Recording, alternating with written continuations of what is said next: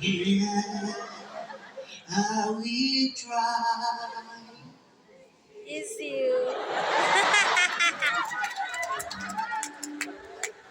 Gak apa-apa, ketawa boleh. Mikir. Bukan mikir, pakai otak. Maaf ya. Malaikat yang jatuh diusir oleh Allah, namanya Lucifer. Siapa dia? Penyembah terbaik. Pujian. Pemimpin pujian. Ya kayak tadi. Kenapa dia WL. jelas dulu nih. Ternyata MC-nya Lucifer. Pemimpin pujian di surga namanya Lucifer. Para teolog sepakat bahwa badannya terbuat dari alat musik.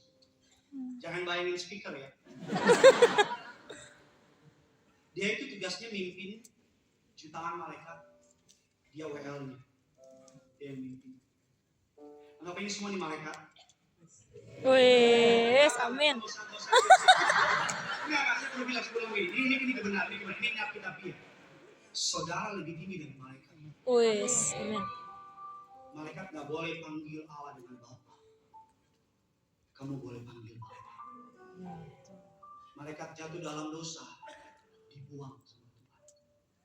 Kamu jatuh dalam dosa, Tuhan kejar. Wes. Kamu lebih tinggi dari malaikat.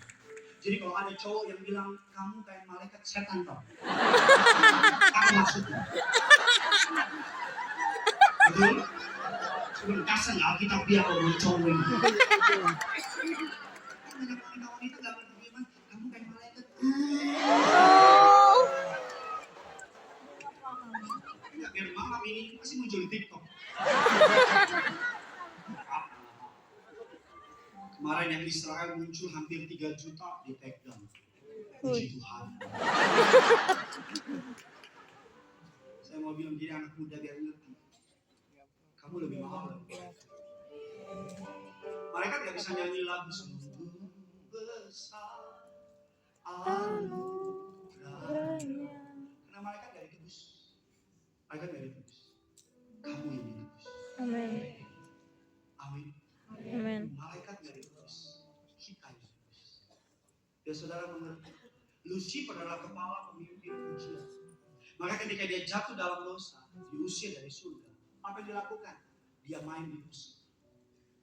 Musik twist.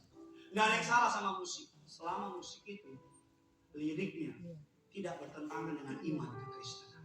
Amin. Amin. Amin. Tidak bertentangan dengan iman kekristenan. Tapi kalau udah mulai bertentangan dengan iman kekristenan, saudara yang tahu. Saudara yang tahu. Oleh karena itu kita perlu mengerti bahwa pujian menyembah iblis pengen saudara nggak mau menyembah dia. Iblis pengen saudara nggak mau dekat sama dia. Iblis pengen saudara nggak punya hubungan pribadi sama Tuhan. Makanya mereka yang nggak punya penyembah sama Tuhan itu sasaran empuk dari iblis. Iblis gampang banget sikapnya. Iblis gampang banget hancurin dia. Oleh karena itu kenapa banyak anak muda hidupnya stres. Bahwa banyak orang hidupnya kosong. Mau sukses, mau ganteng, mau cantik, mau kaya, mau berhasil. Tapi deep down, di dalam hati, dia merasa empty. Lari ke narkoba, makin empty. Lari ke free sex, makin empty. Cuma satu tempat yang dia bisa lari dan selamat. Lari sama Tuhan. Kasih kunci C. Kalau Inggris ada juga. Seperti rusa rindu sungaimu, jiwaku rindu engkau. Kaulah Tuhan hasrat hatiku, ku rindu menyembahmu. Sebelah tanganmu balai sabit, engkau kekuatan. Engkau kekuatan dan perisaiku. Kepadamu roh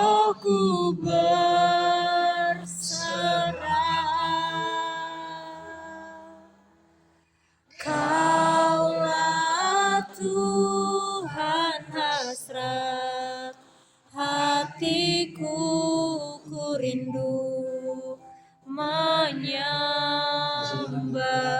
Angkat tanganmu, tutup matamu, panggil namanya Yesus.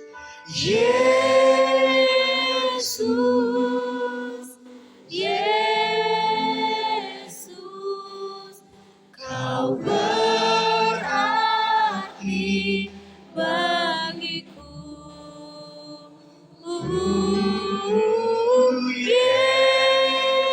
Yesus, Yesus, Kau segalanya bagiku. Saudara yang jomblo, pesan saya, kalau lagi jadi cowok, lagi nyembah-nyembah ke dia. Mana yang sungguh-sungguh nyembah Tuhan, itu awal mula yang baik. Karena kalau sama Tuhan aja dia sungguh-sungguh, pasti sama Engkau dia sungguh-sungguh. Amen. Tapi kalau dia sama Tuhan dia main-main, jangan harap dia sungguh-sungguh sama Tuhan. Cowok itu dilihat dari kedekatannya sama Tuhan. Ganteng kesekian, kalau dia dekat Tuhan, takut Tuhan, itu modal. Buat apa ganteng playboy? Buat apa ganteng tukang pukul?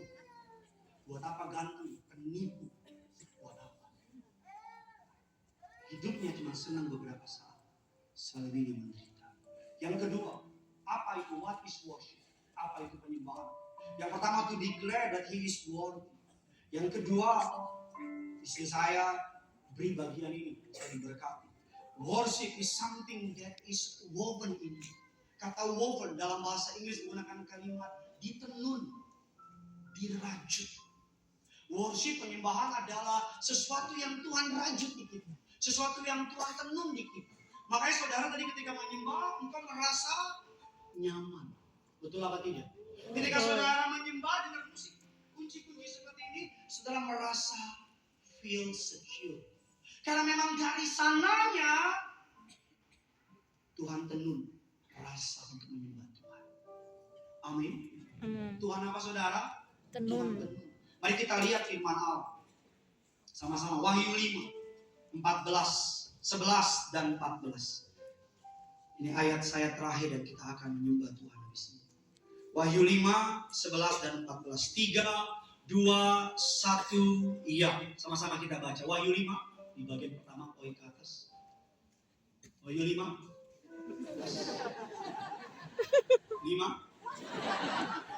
Atas.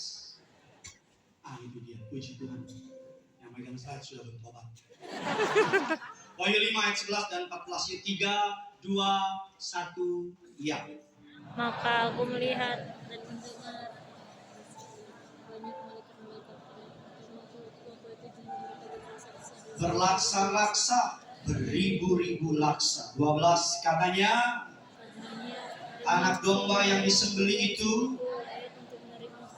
kekayaan, kekuatan, kemuliaan. Ayat yang ke-13, dan aku mendengar dan yang di bumi, yang di bawah bumi, yang di laut semua berkata, bagi dia yang duduk, bagi anak domba adalah puji-pujian dan kemuliaan, kuasa sampai. Ayat 14 sama-sama kita baca, dan keempat makhluk itu berkata apa? Amin. Dan tua-tua itu jatuh tersungkur dan apa saudara? Menyembah. Worship, penyembahan bukan part of your life, it is the whole of your life. Penyembahan bukan bagian dalam hidup kita, bukan sebagian, tapi the whole hidup kita. Nanti di surga dalam kekekalan, saya berdoa kita semua nanti atas sampai bawah nanti ketemu di surga. Amin. Saya berdoa jangan cuma amin-amin aja. Udah mau ganti tahun, yuk bertobat. Udah mau tahun baru, yuk ampunin. Tahun ganti, presiden mau ganti. Masa kamu gak berubah sih? Masa kamu gitu terus sih? Ayo bertobat. Saudara yang masih pacaran sama orang yang gak takut Tuhan, gak cinta Tuhan, yuk bertobat. Tinggalin. Kalaupun malam ini pulang sendiri-sendiri. Karena hari ini kita tidak sejalan. Mari pulang saja. Pinjam dulu.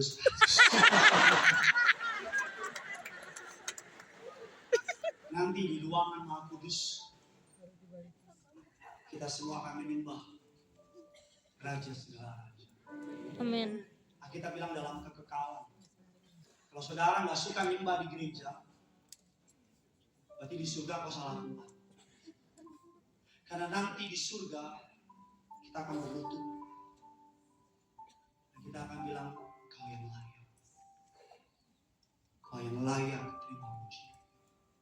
Kau yang layak terima penyembahan. Kau yang layak ditinggikan. Kita akan mengambil mahkota kita dan melemparkannya sama Tuhan. Sebab Tuhan yang layak. Katakan amin. Amin. Nanti di surga kita akan menyembah Tuhan. Makanya selalu saya bilang, ibadah jangan telat. Kalau ibadah jam 6 udah telat, nggak bisa jam 6, ikut ibadah jam 8. Teman saya pendeta Alek. Masih kurang malam ada ibadah jam 12. Gereja apa? Gereja setan.